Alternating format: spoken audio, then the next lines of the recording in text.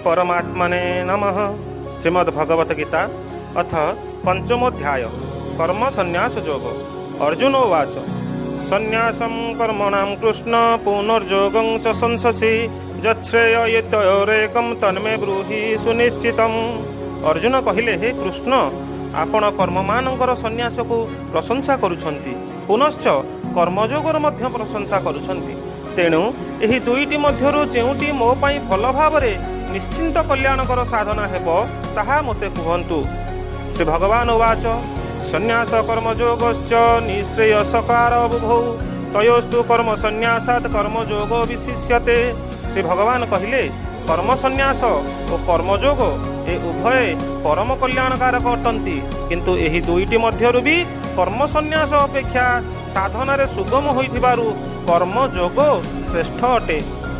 ज्ञेय स नित्य संन्यासी जो न द्वेष्टि न कांक्षति निर्द्वंदो हि महाबाहो सुखम बंधात् प्रमुच्यते।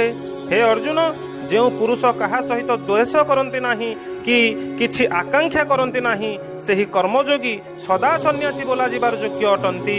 कारण राग द्वेषादि द्वंद्वरु रहित पुरुष सुखपूर्वक संसार बंधनरु मुक्त हो जाती। सांख्य योग पृथक बाला प्रवदन्ति न पंडिता एकमप्यास्थितं सम्यक् उभयोर्विदितं फलम्। उपरोक्त संन्यास और कर्मयोग को मूर्ख लोक पृथक पृथक फलदाता बोली कहती, किंतु पंडित माने ताहा कहती नहीं। कारण से दुईटी मध्यरु कौनसी गोटी करे भी सम्यक भाव में स्थित होइतिबा पुरुष उभयर फल रूपक परमात्मा को पाई जाती। जत् संख्यो प्राप्यते स्थान तज्जोगेरपि गम्यते एक सांख्य च योगं च ज पश्यति स पश्यति। ज्ञानयोगी मानक द्वारा जो परमधाम प्राप्त करा जाए, कर्मयोगी मानक द्वारा मध्य से ही परमधाम प्राप्त करा जाए। तेणु जो पुरुष ज्ञानयोग और कर्मयोग को फल रूप में एक बोली देखती, से ही यथार्थ देखती। संन्यासस्तु महाबाहु दुःखमाप्तु मजोगतः योगयुक्तो मुनिर्ब्रह्म न चिरेणाधिगच्छति।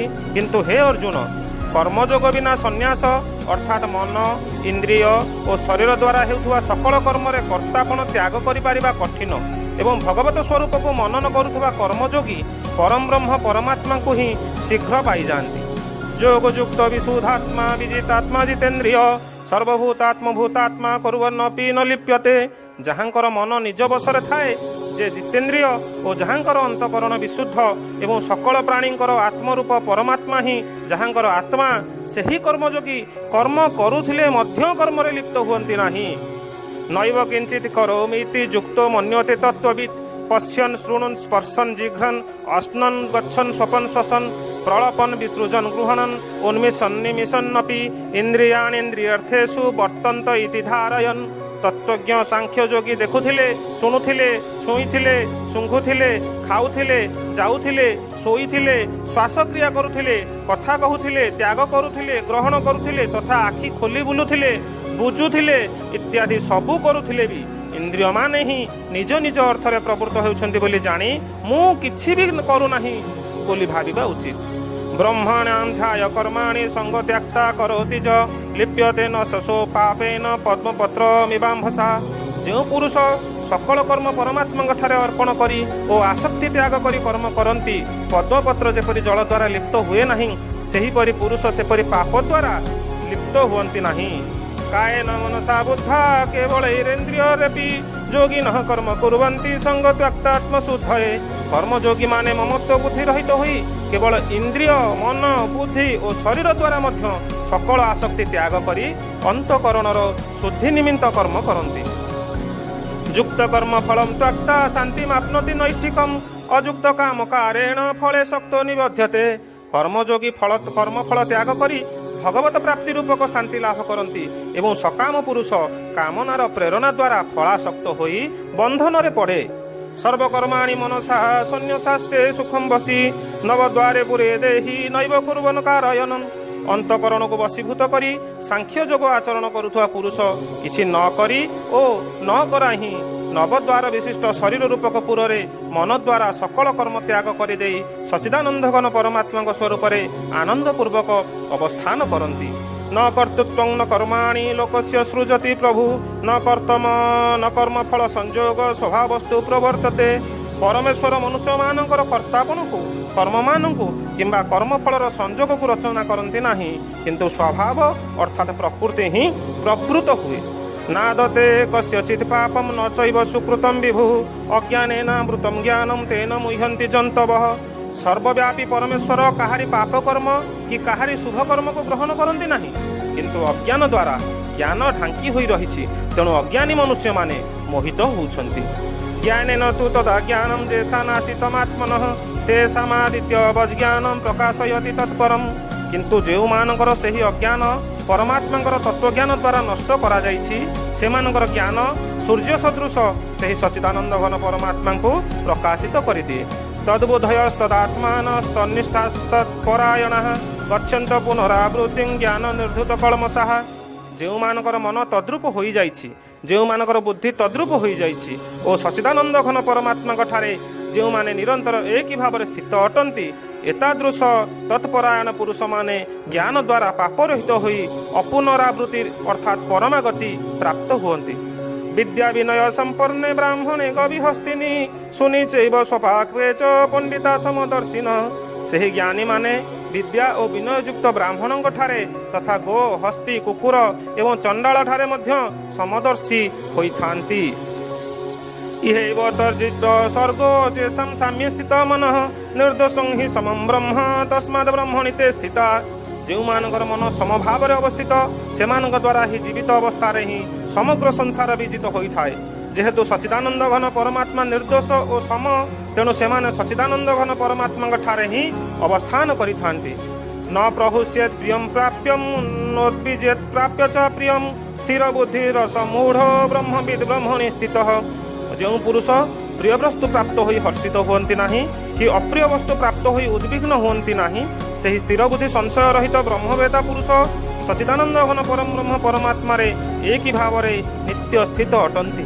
बाह्य स्पर्शे स्वतक्तात्मा विन्द्यत्यात्मनि जत्सुखं स ब्रह्म जोग युक्तात्मा सुखमक्षयमश्नुते। बाह्य विषय रे आसक्ति रहित अंतकरण विशिष्ट साधक आत्मारे जो ध्यान जनित सात्विक आनंद रही ताहा प्राप्त हुअन्ति। तापरे सच्चिदानंद परम ब्रह्म परमात्मा ध्यान रूपक जोगरे अभिन्न भाव अवस्थित होइथिबा सही पुरुष अक्षय आनंद अनुभव करन्ति। जे ही संस्पर्श जाभोगा दुख जोनय एवते अद्यन्तवन्त कौन्तेय नते सुरमते बुध। इंद्रिय तथा विषय मानक संजोग उत्पन्न हेउथुवा जो भोग गुड़िक रही से गुड़िक विषय पुरुष मानक सुखरूप प्रतीत हेउथिले भी निसंदेह दुखर ही कारण अटंती एवं आदि अंत विशिष्ट अर्थात अनित्य अटंती। हे अर्जुन, तेणु बुद्धिमान विवेकी पुरुष सेथिरे रमण करन्ति नाही। शक्नोति हैव ज सौढुं प्राक् शरीर विमोक्षणात् काम क्रोधोद्भवं वेग सयुक्त स सुखी नर। जो साधक शरीर नाश होइजिबा जो साधक शरीर नाश होइजिबा पूर्वरु ही एही मनुष्य शरीर रे काम क्रोधर उत्पन्न हेउथुबा वेग सही जीवाको समर्थ होई जांती, सही पुरुष जोगी से सुखी। जोन्त सुखंतराराम तथान्तर्ज्योतिरेव च स जोगी ब्रह्म निर्वाण ब्रह्मभूतोऽधिगच्छति।